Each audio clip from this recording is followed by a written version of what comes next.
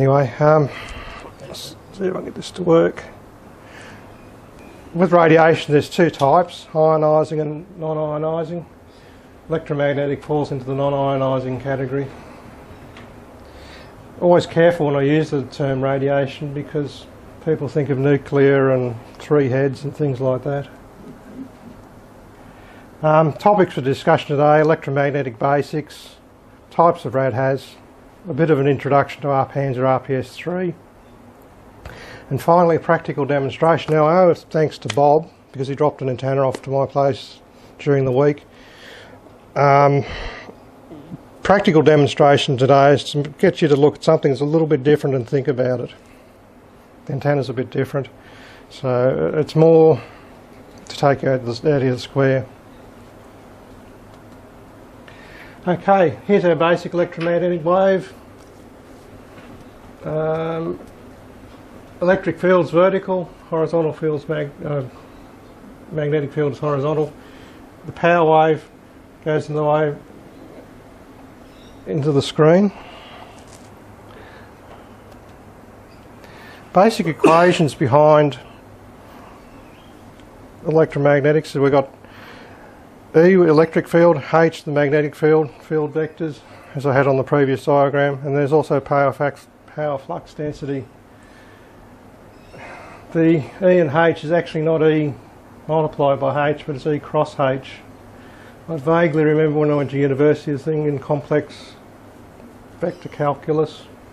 It's a cross function. The idea is it's looking at the power of two fields that are orthogonal, and the power wave goes away from it.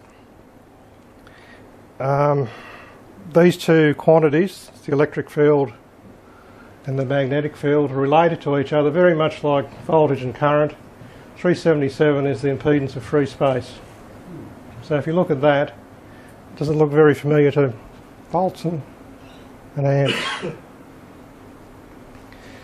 One's measured in volts per metre, amps per metre and watts per square metre. Now, oh, I've got a dog up here. Dora, probably. Hello, Dora. She goes everywhere with her back. If you wanted to do calculations, That's where the food is. if you wanted to do a very simple first principle calculation of a transmitter and you want to know how many volts per metre you had at a distance, most of the information you need is actually there in front of you. If you picture the transmitter as a point source, you draw a sphere around that point source at a certain radius, calculate the area of that sphere, and you know what power you've got in your point source. Out on that surface of that sphere, you'll get your volts per metre. So if you start with 100 watts, you go at 1 metre in the surface area of a 1 metre sphere, divide that 100 watts by that, that'll give you the watts per metre. Then from that you can calculate the volts and amps per metre. It's very simple. I've broken that down to something that you can use. You can use that as first principles. If you remember Karen's lecture, I think you had the ACMA website where they actually went into specific antennas, VK3UM's calculator. Don't ignore them. They're a lot more accurate than this, but I'm saying if you want to do first principles, this will get you very close.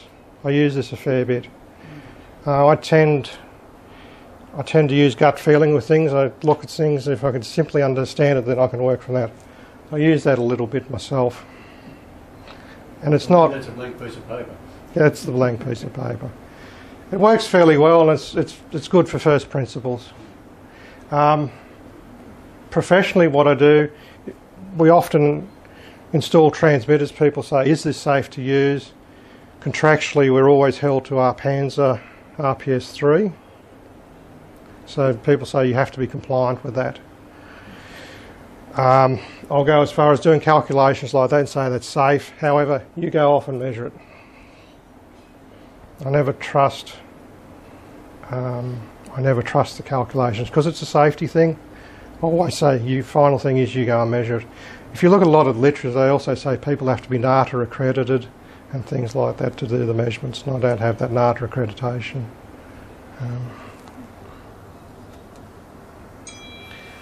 Oh, what was that? Somebody's telephone. My message. Your message. Okay, this is borrowed straight from APANSA RPS3. I couldn't be bothered retyping it. for electromagnetics, there are three distinct areas. We've got the far field, the region of far field where the angular field is essentially independent of distance from the antenna.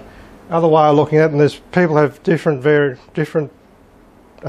ways they define far field. Also, you've got equal energy in the electric and magnetic field, things like that, and also whatever.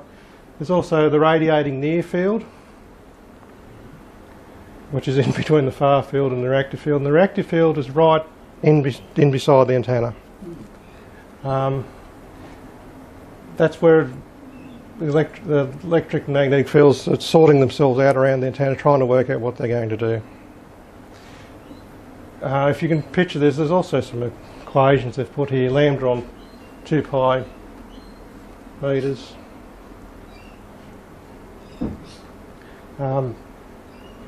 A lot of the measurements you do end up in this zone here anyway. If you remember Karen's presentation, I think most of the safe distances you got for 100 watts were about under 2 metres. Yeah, Yeah. depending on the frequency. Mm. The higher the frequency, the further you've got to stay away from it. Yeah. The one thing you'll probably experience yourself, and I've seen this professionally, the really hard one to remain compliant with is HF in a mobile vehicle. That is very difficult. We've had situations where we've got someone about that far away from a HF whip. The only way we could manage that was limit the transmit cycle. So, types of Radhaz.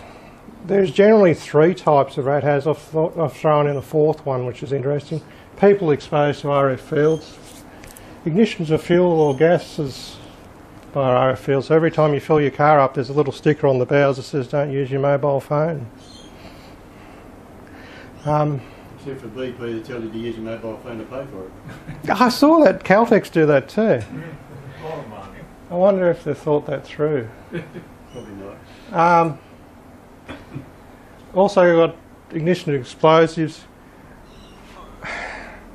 Airbags in cars, I think, are set off by a pyrotechnic device, aren't they? So there's an example of that. Finally, I've thrown this one in. Interference electronic devices by RF fields. Now, sometimes you can cause interference and it can have a catastrophic outcome. We had an example where we'd built a vehicle, they'd fitted an aftermarket cruise control to the vehicle, and there was a history that that cruise control had issues with transmitters, and we were about to fit 5 transmitters to the vehicle, so it can be a safety issue.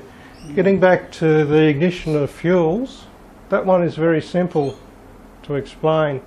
You've got to generate a spark in a gap in the appropriate mixture of air and fuel vapour to cause an explosion. Hard to do, however, if it does happen, it's quite catastrophic. So generally, if you do it, and for a radio amateur, the thing I can think of is if you're operating portable with a generator. If you go and refuel the generator, make sure you're away from your transmitting antennas, make sure you're not transmitting, and it probably won't happen. That ignition of fuels, that actually happened to a truck driver, I think it was in Melbourne in around 94 or 95. Yeah. Keyed up a radio, handheld radio, Yeah. while he was up on top of the tanker. Fueling it. The vapours exploded. So there's an example. And And it's not the actual fuel itself, it's the vapours. Yeah. I didn't put any calculations on that because I don't know where the source was it from. The cutoff is about 60 degrees C for the flash point of the fuel. If you're above 60, which is diesel, you're fairly right. If you're below 60, things like petrol are 38. I don't know what E85 is. But the flash point for petrol is about 38 degrees C. So on a hot day, you've got very little margin. So that one is possible, so be aware of that. When I mentioned the airbags in cars, most car electronics are tested to quite extreme levels.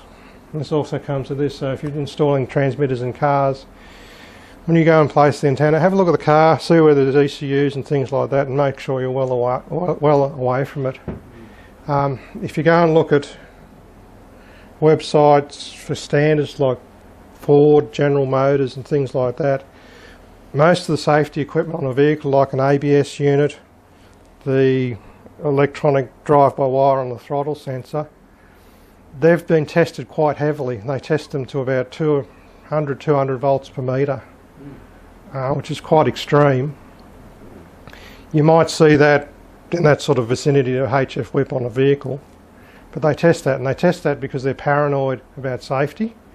They don't want to be killing people with cars and things like that, so they're very, very paranoid. I remember I dropped in and visited EMC Technology at Melbourne. They were testing the display for a BMW motorcycle for the police. That gets tested to an extremely high level of volts per metre or electric field because of the paranoia of the police. That unfortunately they had one police officer that was driving around on a BMW motorcycle, keyed a transmitter, locked up the engine ECU in the bike stopped, slid into the front of a vehicle and he got killed. After that, the police were very paranoid about their BMW motorbikes. They are tested to extremes because of that reason. So, but when you install in vehicles, best place is either right on the back or right on the front, away from the electronics. That's an aside. Right on the roof. It's a little bit on APANSA RPS3. And it's sort of a, once again, I just cut and paste this out of it. In APANSA, they talk of two limits, the general public and also what they call occupational, people exposed to fields. I don't know where radio amateurs fall into that. I guess you've got awareness, so you're probably classed as occupational, I'm not sure. The general public's probably the more applicable. There's also a sleeper with the general public. Women who are pregnant, if they even work in the professional area, when they're pregnant they're classified as general public because they're worried about heating of fetuses and things like that. So that's a little catch. The funny thing is, the limit lines for occupational. So the police arrived with his dog.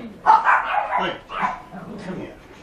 The limit lines, and I'll show you later, the limit lines for occupational and general public, the occupational is actually higher than the general public. And when I first saw that, I thought, this is unusual. If you're occupational and you're working with this stuff more often, wouldn't you make that lower? You'd think so. But what it is that because you work with RF or you work with electromagnetics, you have an understanding and you know it's probably not a good thing leaning against that antenna, standing on it or whatever, whereas the general public probably don't know whether it matters or not. It also comes into the operation of the RF emitting devices and things like that, that you know it's probably not a good idea standing too long in that field for too long a period of time. The measurements are either based on continuous wave or pulsed. And they also, it applies to a general wide band of devices, whether it's deliberately emitting or not emitting. There is, when you do read through it, for professional companies and things like that, there's a fair degree of responsibility on it to make sure things are safe and whatever. I know at work we work on repairing high power transmitters, high power antenna couplers. We got our workshop checked that it was safe, and there was a few little surprises there, so something I can pass on. Who here has worked on high power valve amplifiers and things? Okay. Who's worked on antenna couplers and things? No. You worked on an antenna coupler? Without any metal covers. Our workshop, they had. It's hard to do that, to work on it with little covering, wouldn't it?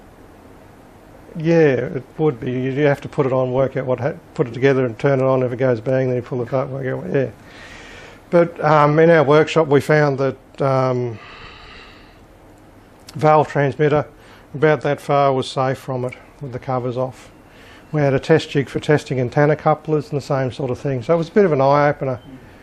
But when I get back to our workplace, equal opportunity employer, men and women work there, we then had to go off and see our HSE people and say, oh, we might have an issue here. So I don't know what the law is with workplaces, but I don't know if women have to tell their employer they're pregnant or not, but it was a very interesting question. Okay. As part of our radio amateur licence, we need to comply to this standard, APANSA or RPS 3. There's two lines on here. Brown line is the general public limit. As I said, it's actually lower than here's the occupational limit. This is time averaged over 6 minutes. The reason they time average over 6 minutes, it takes a while for the body to heat up. Most of these standards, I should have told you the history.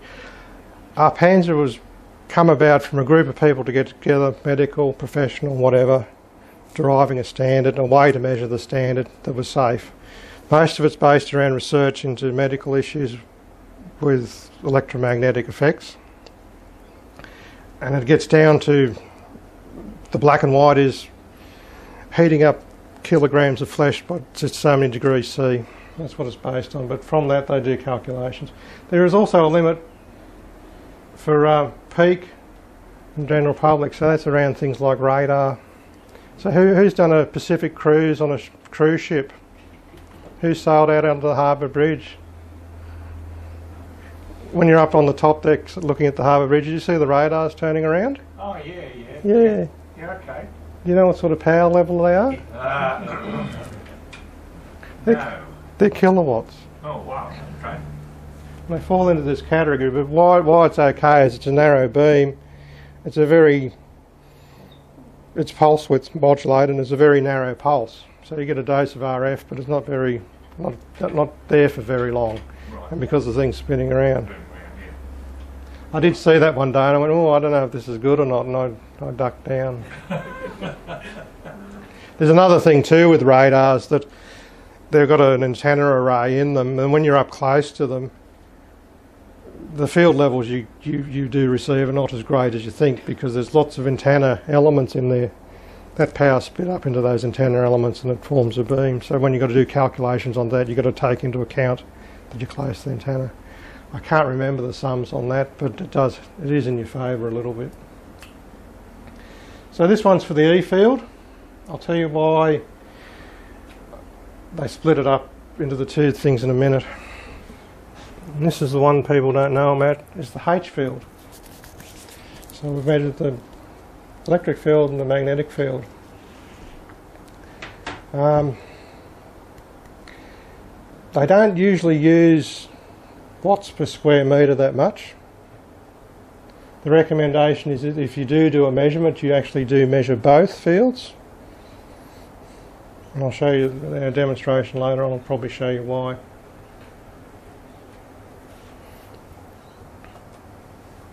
Oh, what's that done?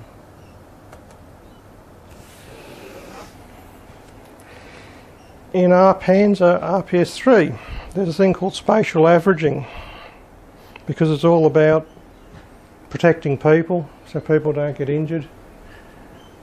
And also electric field and magnetic field vary quite significantly sometimes. So what you do is a thing called spatial averaging. Generally below 100 megahertz you'll measure in 3 areas: the head, torso, groin and knees. And then you'll average that measurement over that. So it's trying to get an idea of what the person is exposed to.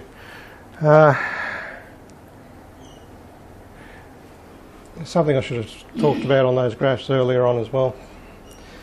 If you remember that limit line I showed you for the E field, it went from pretty much DC to daylight. In the area from 10 megahertz to about 700 megahertz. The biggest issue is heating to the body. Below 10 megahertz, the issue is not so much the heating, but it's more just inducing current in people's bodies and getting electrostimulus. So that curve, when it got to about 10 megahertz and then started going back up again, that was to take that into account. From 100 megahertz to 1 gig, because the wavelength's a lot shorter, you generally scan what a body would be. You find the hot spot and then you'll vary it a certain amount depending on the frequency of that, and that's in APANSA or RPS3. Once again, that's trying to see what it'll do to a person. We're looking for heating effects. Above 1 gig, you then look for the hot spot and you draw a cube around it. It's very open to interpretation. When we do it professionally, I've just mentioned 4 heights. Do you look at a 95th percentile person or do you look at a 5th percentile person? I think 95 percentile, that's about 6'2", 6'1", and 5 percentile is about 5'1", I think. When we do it in vehicles, we use things like this, an E-field probe, and we'll set them up in 3 places. For when you do measurements for someone that's seated and not standing, you tend to do 3 spots, so you'll do head, chest and groin. And once again you'll average the result. Yeah.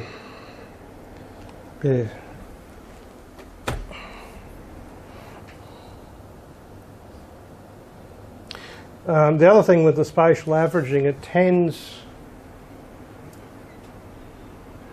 to make things look less critical. So if you're